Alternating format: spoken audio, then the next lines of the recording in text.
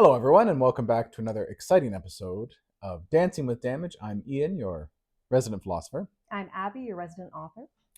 Thank you so much for joining us again for, as we say, episode 7, The Fundamentals. I sometimes have to see what we wrote. Yeah, I write it. That is actually my handwriting, beautiful as it is. I know that it can be tough to decipher sometimes, but I will take credit for it. And sometimes I forget what we wrote about. But again, we're roughly following our book. Yes. And Abby, how was your day today? It was good. How was yours? It was a fairly relaxing day. We have some chickens where we are, and so we got to go and we give them some sort of like a delousing powder, because sometimes chickens get little bugs, and so we treat that with a very fine powder. Hey, Abby? And to be clear, these are our chickens, because you said there are chickens. Mm-hmm. We didn't find wild chickens. We have not gone into our neighbor's area and attacked their chickens. These are our chickens that we have carriage over. And they're our little friends, and they produce delicious, happy eggs. That's right. We do love to get our eggs from them. They are delicious. They are nutritious. So that was a bit of how our day was. If you had something exciting you did today, feel free to tell us. In terms of our topic for today, so we talked about how the book is going to be based on logic, and we talked about how sacrifice is sort of if you look at the evolutionary scale, and we logically look at that, how people have evolved from species, little fishes, to less fishy, to crocodiles. For some reason, we really stuck on crocodiles for a hot second. Yeah, well, crocodiles, they're pretty fun. So remember I was wearing my dinosaur tie? It was a good tie. That was a good tie. Rip dinosaur tie. It will be back. It's fine. It's not. There's nothing wrong with it. Why rip? I don't know. No, it's well. One day I'll wear the dinosaur tie. That'll really show you. I think that would work. So that's what we talked about, a bit about how evolution sort of guides us to the idea that the fundamental purpose of human life is, in fact, to be the creature that sacrifices the most for the next generation. Hey, Abby? Yeah, that's a very fundamental idea, because we're talking about the fundamentals. We sure are. So Ian, how would you like to breach this beautiful topic of the fundamentals? Well, so we are progressing along in the book, The Social Blueprint. And the next sort of phase we're going to get to a little bit less abstract now, and a little bit more focused. So last time we talked a little bit about how a lot of people don't agree that there's a consensus for the purpose of human life, or think that there perhaps isn't one. Hey, Abby, we talked about that. They did, or that it might be sort of a superficial, if there is one, a superficial one that's sort of skimming the surface, that people sort of make general observations and say, well, most people are doing X, so that must be the meaning of life. But if we postulate that it is to be the creature that shows the most love to the next generation of any animal, and in order to exercise that, we're going to talk about that in a bit. But you may be asking yourself, well, Ian and Abby, so what if that's the purpose? Like, what am I supposed to do with that information? How does that help me? And so in this chapter, in this episode, I mean, it could be a chapter, right? It's sort of like a chapter of the book, yeah. Every day is like a chapter in the book of your life. Wow. I think many people have said that, but I'm going to say it today, and we want to thank you for writing us into your chapter. But in terms of, let's talk about happiness. That's something that people say. People say, I want to be happy in life. And we don't love that by itself. By the end of this episode, hopefully you'll realize that actually happiness and the social blueprint's purpose of human life actually go hand in hand. Let's talk first about happiness and discomfort. Let's just use those two. A lot of people say pleasure and pain, or sadness and happiness. We're just going to go with happiness and discomfort, two sort of opposing guardrails of a person's life. Hey, Abby, like what's an easy example of discomfort? How about, as an example, if you have to go and have blood taken at a clinic, sometimes that's something that people do because they need to check up on their health. Sometimes it's just a routine thing. Sometimes your doctor doesn't know what's going on, and they go, let's just take some of your blood and we'll see how that's going. take some fluids. Let's get going. I was thinking she was. So I'm a very attentive husband. I say, and if you look at Abby's left hand, you will see a Band-Aid on that left hand. Oh. And I thought that maybe we could, but I mean, we could talk about I was trying to the think blood-sucking clinics. universal too. things. I am one of those people who enjoys immediately fainting when presented with a needle, not by my own choice. My body just decided that for me, and I haven't figured out how to switch that setting off. We wandered into phobias by accident. We have. I was speaking to someone recently who had to go to a clinic for blood work, and I had secondhand discomfort just from hearing about it. But yes, I was doing laundry, and there's a sharp part of my washing machine, and my hand caught the sharp part of the washing machine. Not as relatable. Most people aren't attacked by their machines. How about you? Not known to be a dangerous appliance, but as she runs her resort, she has occasion to do some laundry in order to support that business. And today she announced to me that the washing machine had attacked her, and what a tragedy this was. And so you can see her wound, which currently there's a dog fur sticking out of the bandage. I think Archie the Corgi is to be blamed for that. But that is a great example. I mean, can I use that as an example, if it's all right with you, for a sort of type of discomfort? You had a cut on your hand. Yeah. Now, I would call that, if you had to classify that as a short-term or a long-term discomfort, what would you say it was? It's short term. I have the Band-Aid on mostly because I was bleeding and I didn't want to get all of my clean sheets covered in blood, because I'd have to wash them again. That's not super helpful. That's right. And every time she washes them, she cuts herself again. And so the sheets just slowly turn red. Get a new washing machine. Until she has to go to that clinic, which she hates so much. This is getting dark. Okay. This is what I mean. She doesn't like needles. So Ian, what's your example of a discomfort that you can hopefully have other people relate to that isn't super niche? So, well, that's a good example of like a short-term discomfort. Now, let's talk a little bit about a long-term discomfort. So I'll try and think of an example from my own life. I think I probably would say, I mentioned before, I don't get enough sleep. So I'm sort of like always tired. I would say that is a chronic or a long-term discomfort in my life, sort of a lack of discipline. We'll say that causes me chronic discomfort.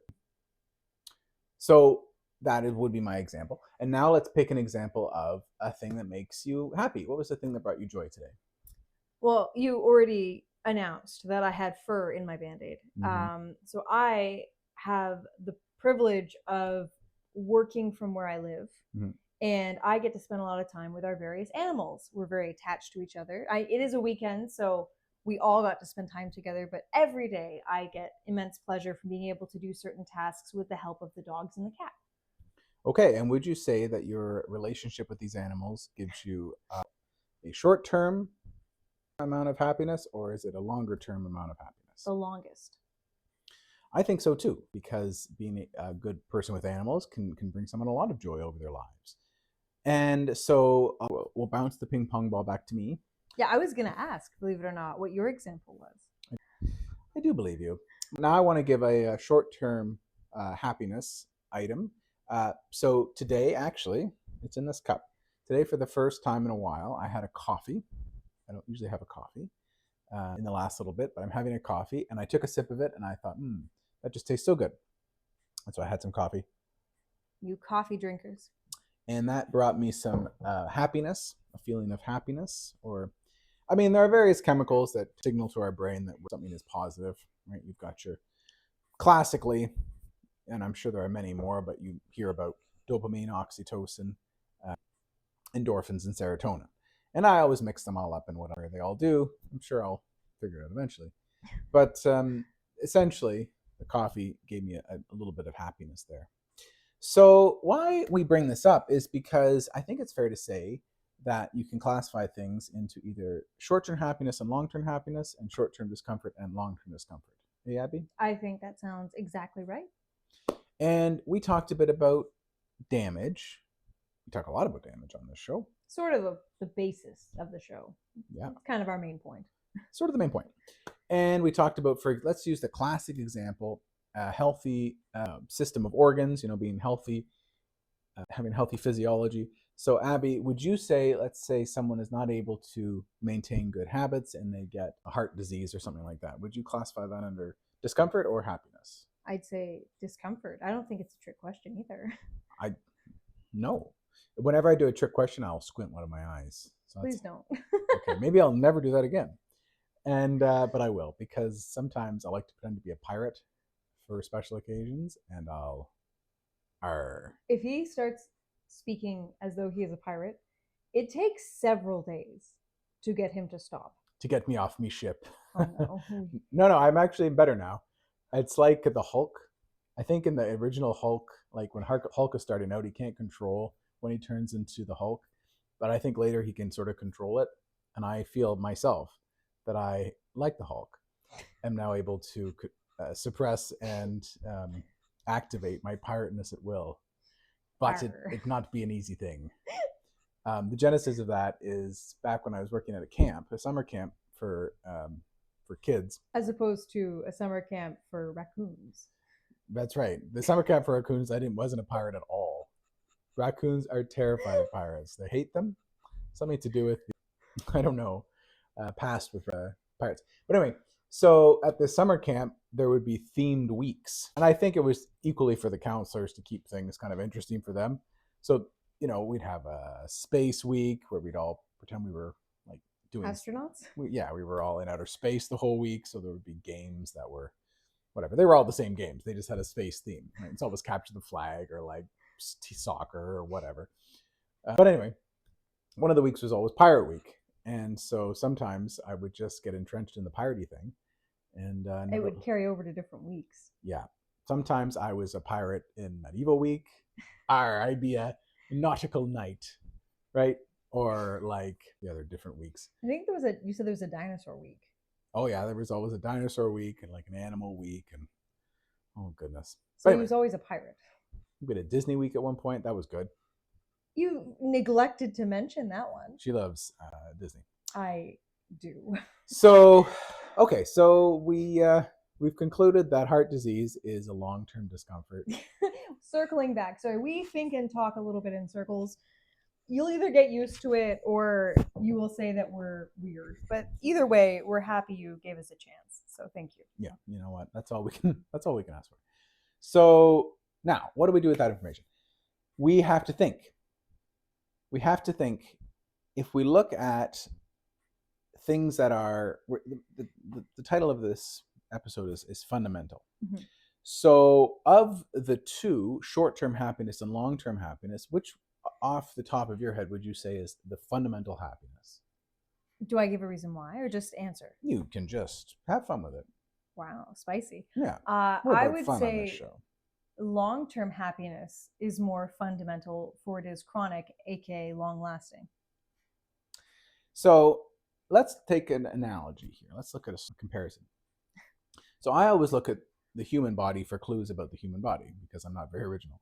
So if you have something like the heart and the brain, these are good. Like those are the most fundamental organs probably in a person's body. I think if we polled humans in general and we said, name organs in the human body, I bet the top two, or at least the top three everyone mentions will include the heart and the brain. Yeah. And another way of looking at it is if you were going to pluck an organ out of a person, which one would cause you to be deceased first? I think probably the brain. If you took that out of a human, I think that's pretty well lights out right away. I mean, look, again, no doctor here, but this is my view. And then next, probably a heart. I think you need that to keep going, right? In some capacity, you know. But if you kind of like extracted like the gallbladder, your gallbladder or like your stomach, these are not going to be great. You'd need to do something with the stomach, but I can say from experience, you do not need the gallbladder. Mine hath been taken about 2 months ago, and I am well. Thank you for asking. She be well. I be well. The gallbladder had to walk the plank. It didn't work. Me hearties. Walk the laparoscopic surgery. 'Twas a fiend. So, but again, you could probably live without your stomach, strictly speaking, for a bit longer. And why we say all this is when we think of fundamental, we think of most essential things. That's sort of a synonym. And so what we also notice about things like the brain and the heart, the cells, the actual cells of those organs tend to be the longest lived, Abby? Yes, and wouldn't you also say that when you compare people, regardless of where geographically they grew up, there are certain similarities that are fundamental between all humans that you also noticed? Yes. Yes. Yes, the appearance of these organs is certainly important. And we will talk about that.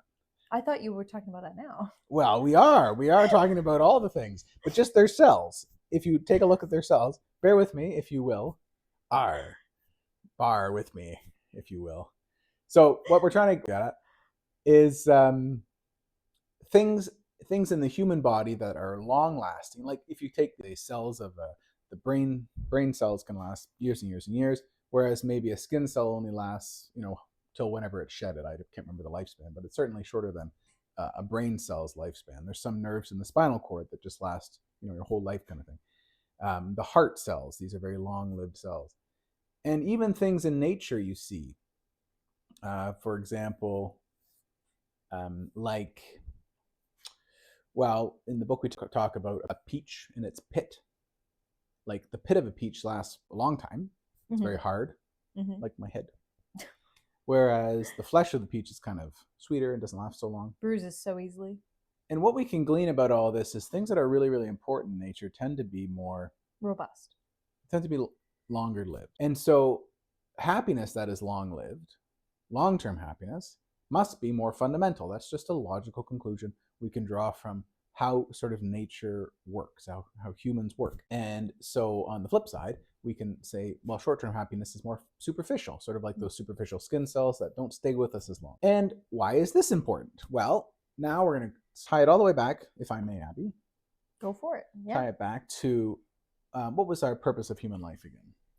The purpose of human life is to show the most love, i.e., I don't know the word I'm looking for, to do the most sacrifice, to procure the most sacrifice, to procure it, to undergo the most sacrifice for the next generation. Yes, all of these are perfect because it doesn't really matter how you word it. We all know what it means. It means if you're putting others in front of your own short-term interests for the long-term interests of themselves or yourself, displaying sacrifice. And it's more sacrificial if there's no external compensation, such as money, praise, bartering for that action. We say that's more sacrificial.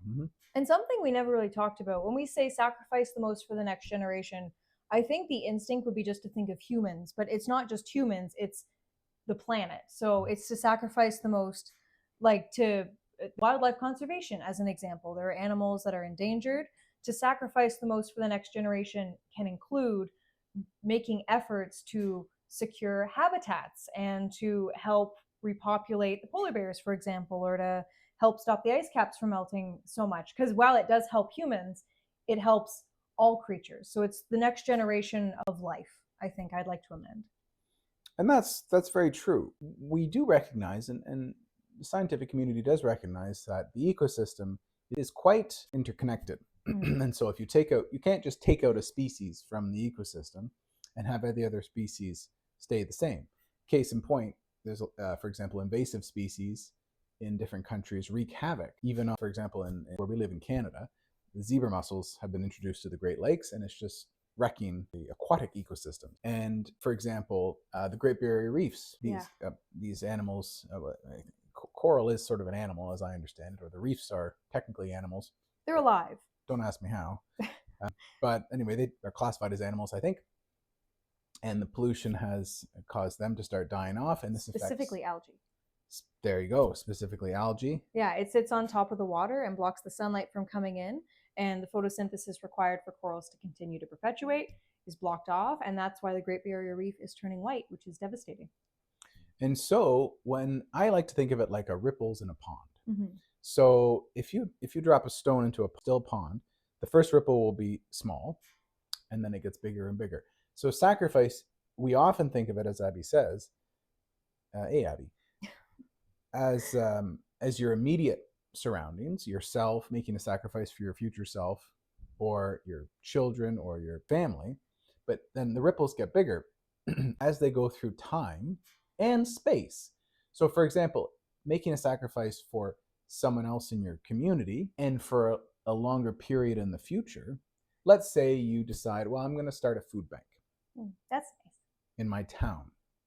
Well, let's say that food bank lasts for 50 years and it helps, it is in the long-term best interest of many people in your community. Well, now you see how the ripples have grown both in space and time, that duration, 50 years, and the amount of people they've reached. Well, if you are making sacrifices, as Abby mentions, for the welfare of the planet and the ecosystem thereof, well, suddenly, maybe 2,000 or 3,000 years, your actions could have an impact in a way, and for everyone on the planet. That's the biggest ripple, isn't it?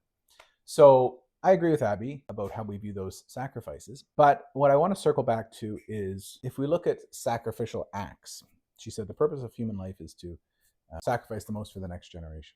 Now, Abby, let's just bring it back for a second, not so much to the coral and the algae. I care very deeply about the coral. She does talk about it. She's very she just loves that coral.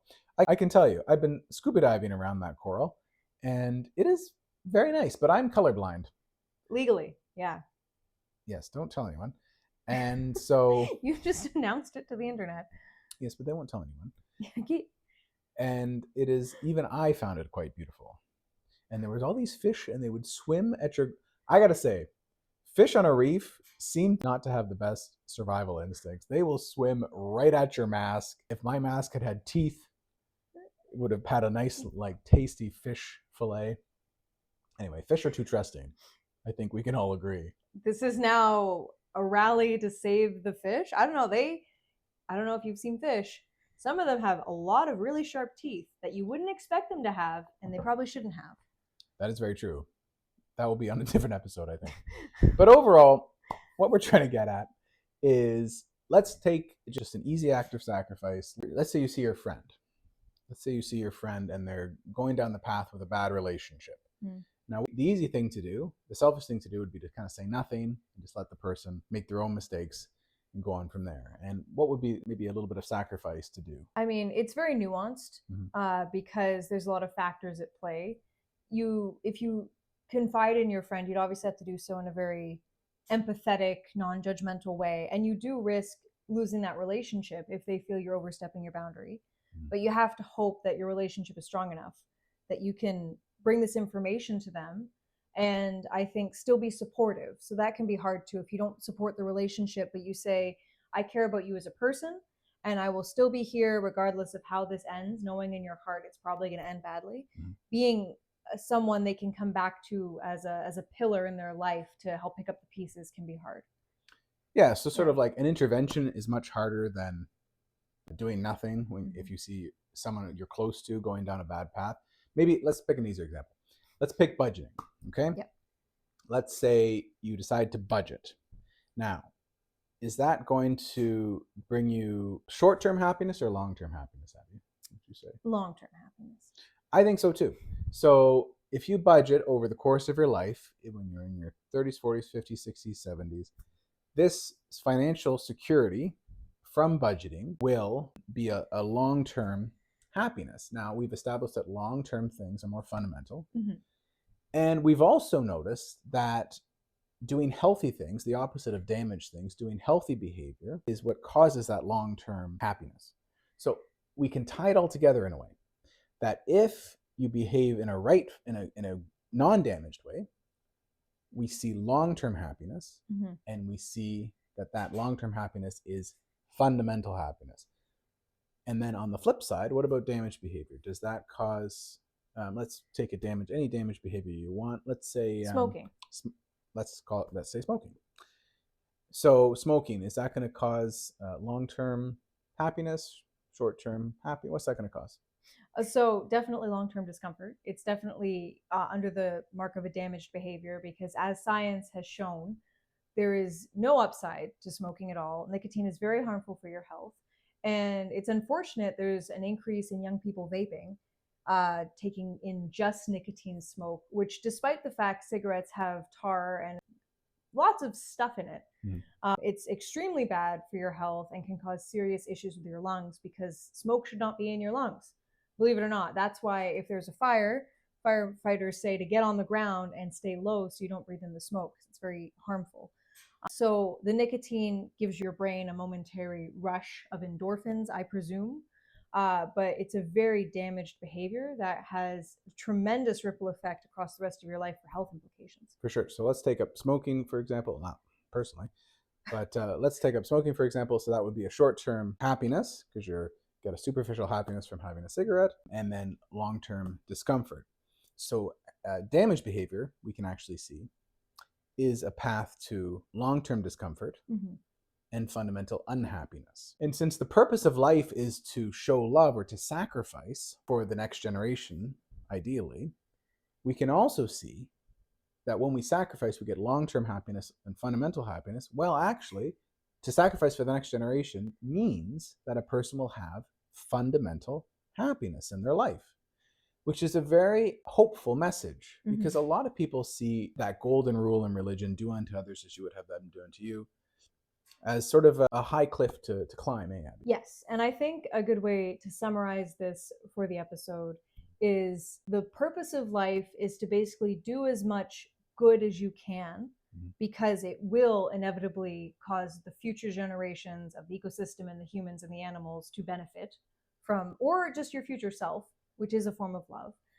And doing good things will lead to long-term happiness. And in the future episodes, we're definitely going to cover that and have a lot more examples. And as the theory comes together, and as we get into more terms and conditions and nuances, which I promise we have, there are many pages in this book which are surprisingly well thought out, and we're only like here. So as we continue on, it'll become more clear and we reinforce our ideas. But just that is what we'd like you to take out of this episode. Great. Well, thanks for doing that episode with me, Abby. High five. All right. Thank you for tuning into Dancing with Damage. I hope you have a great day.